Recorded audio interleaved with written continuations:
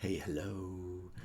I wanted to introduce quickly this NVC training. It's also called T Group, something I learned with Crystalline DeLong in 2019, where I had a bunch of these kind of sessions, and they were really interesting in the beginning and then really transformative while I was doing these. So I wanted to share that with you today in this training video, and this is basically something I hope you can watch before we're going to do the training itself, because it kind of goes a little bit into detail about this whole process and what we're going to do. So with that being said, let's go and dive quickly in. What is T Group itself? And really, in essence, it is a communication training, and it has a number of benefits that I realized coming out of that, and I hope you will be able to do that as well, or at least get a taste if that's your first time. If you keep doing it, you'll definitely see how these things come together. So it's really something. You're going to train yourself to be a little bit more in a level 3 type of communication, and I go into detail what I mean by that in a minute. As a TLDR, this means to communicate in the present moment. Now, that's really cool and interesting, and I can say more about why we are doing it. Then it also increases your emotional vocabulary. And I remember when I started doing that, I knew like 3 or 4 or 5 type of emotions, like sad, angry, but I had no idea about the nuances in between. So I had to actually look at the wheel to learn more of this vocabulary and really enrich my emotional experiences with that. That comes with just enhancing your vocabulary, because now all of a sudden you can nuance between sad and annoyed, as an example, and you actually learn these type of experiences to nuance, so your experience gets also enriched. And there's a number of studies actually that show that if you're able to discern more granular, you'll be able to have richer experiences itself. Anyways, so that's part of that. And then the number one practice is really to slow down the time between a trigger, that could be positive or negative feelings, and the responses. And this is really helpful if you kind of learn that, because at least, again, talking here out of my own experience, there were days when something happens and you're like immediately get triggered and you just respond. It's just really hard to not immediately go into that response mode. And yeah, for me, it was really important to actually practice this a number of times to really embody that, because cognitive, I understand, oh yeah, I use this whatever technique to slow down, but hey, I'm not going to remember that at all. Once the time comes up and I'm being triggered, I completely go in this fight or flight mode and have no idea anymore about all the tools that exist. I wish I would, but they're not there unless I embody them. And so over time, I started doing that, and then, oh wow, they come to mind once you're in those situations if you practice them a lot. So that really helps to do that. And then it also increases your self-awareness, just being able to witness yourself and kind of maybe focus out, go a little bit, kind of like a movie, I guess, where you witness yourself, because it's a more safe environment in this group, and you can see yourself, how you react, and kind of dissociate, if you want, from what has happening in those moments, and actually look at this. So I guess it's being called here witnessing awareness. And then of course you can also practice vulnerability and see how far out do you want to really be super honest about an interaction, and lean into this and find out, how do other people respond to that, and can you go to this edge. So these are all the cool things that you can practice and experience with this type of group setting and the T group format that I'm going to present to you here now. So let's do that. Now, before we go into this, how this process works on T Group, I wanted to talk about these levels of interpersonal communication. There is, I guess, 3 levels or 4. I mean, it really doesn't matter much, but I wanted to kind of go a little bit through it in the sense of, what is level 1 as an example? Level 1 is like ritual things like, hey, here's an example. Hey, how is the weather?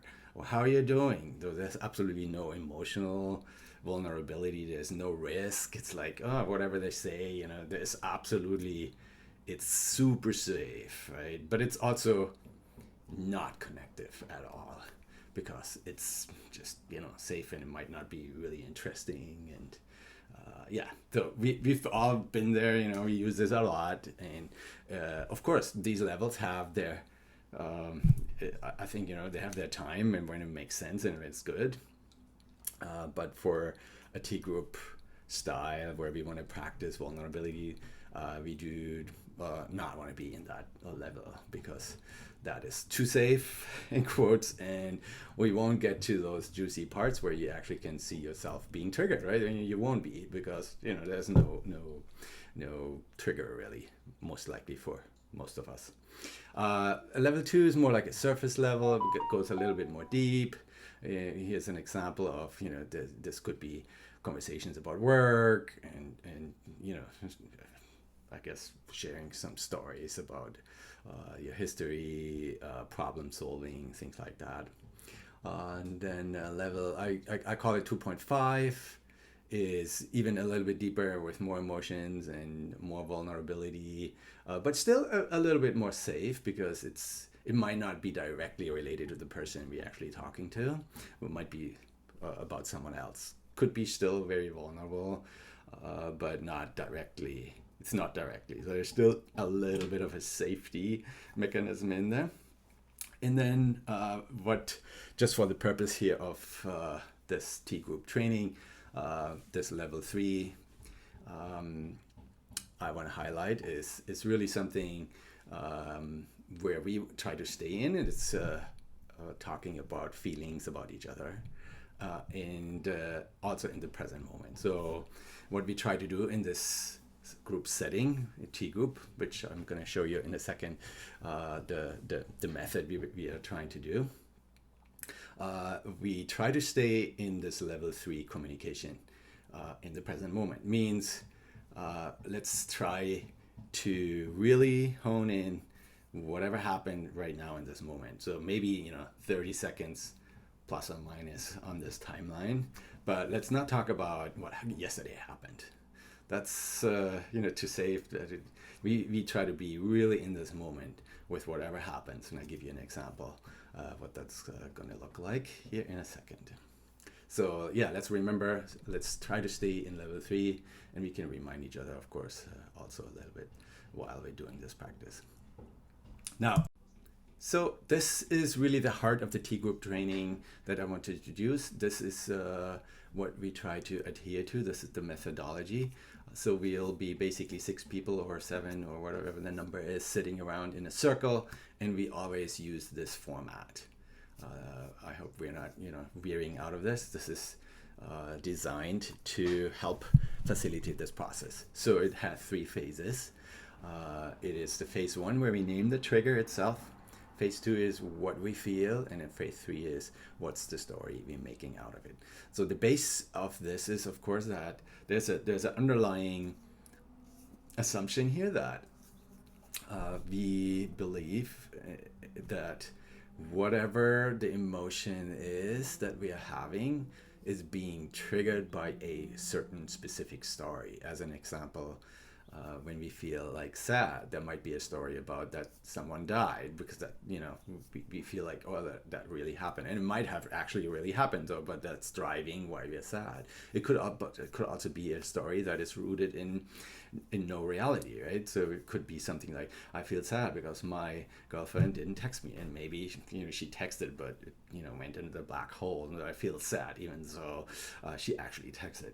But anyway, it doesn't matter. It's not about whether it's real or not. It's about identifying the story that we have that's driving the emotion behind it. So that's really the foundation of this. So let me give you an example of what this could look like.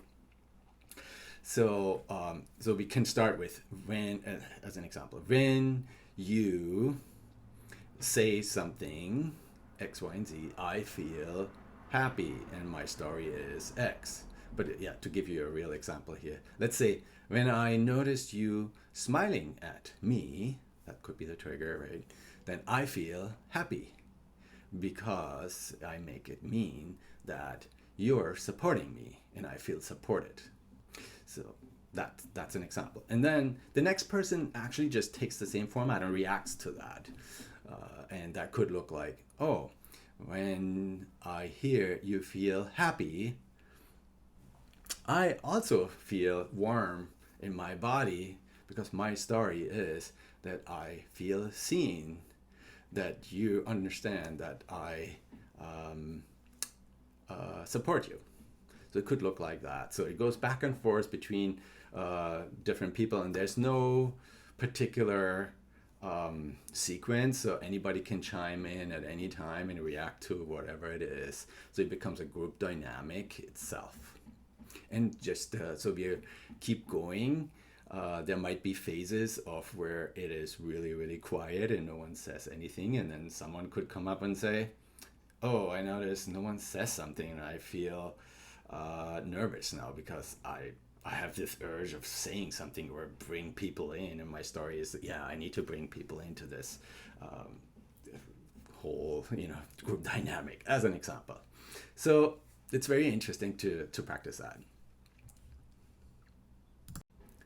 So this is also yet another, basically help tool that we're going to use during the T group.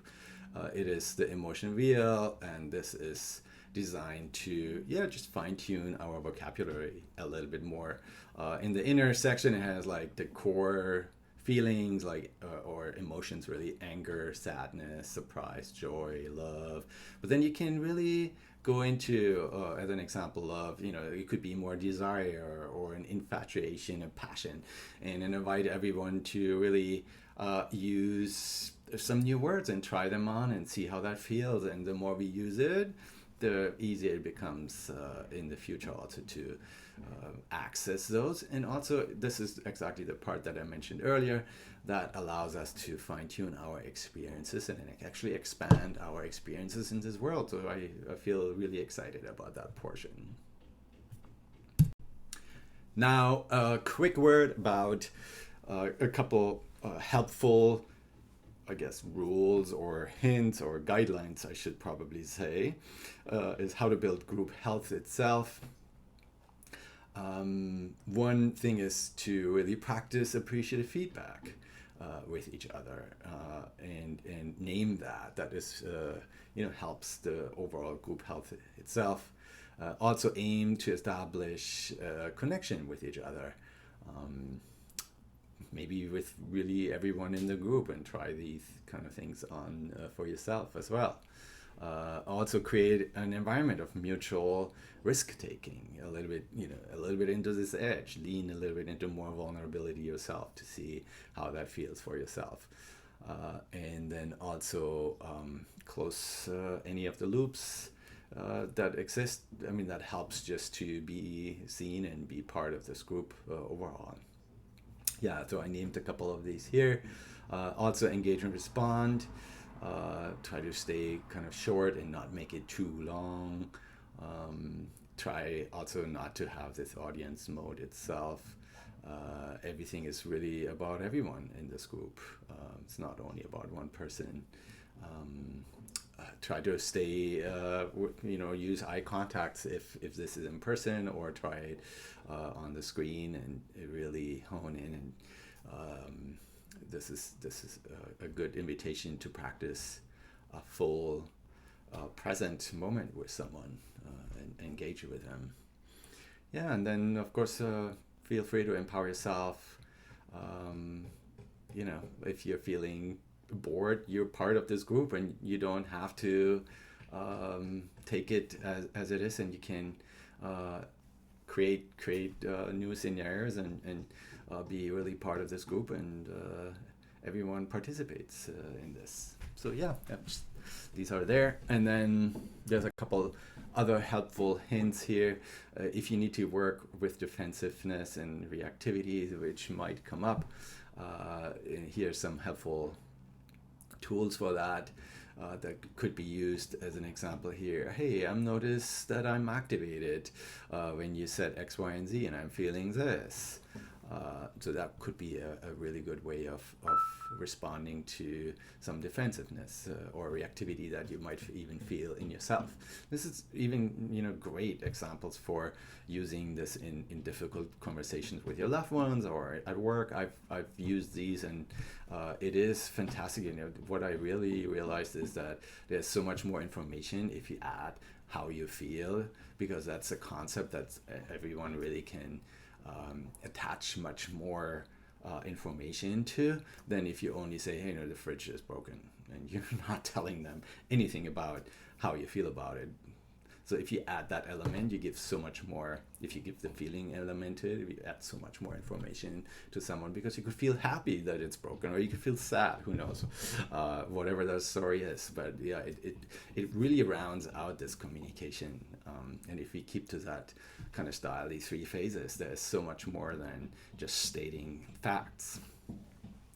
And here's a couple other examples.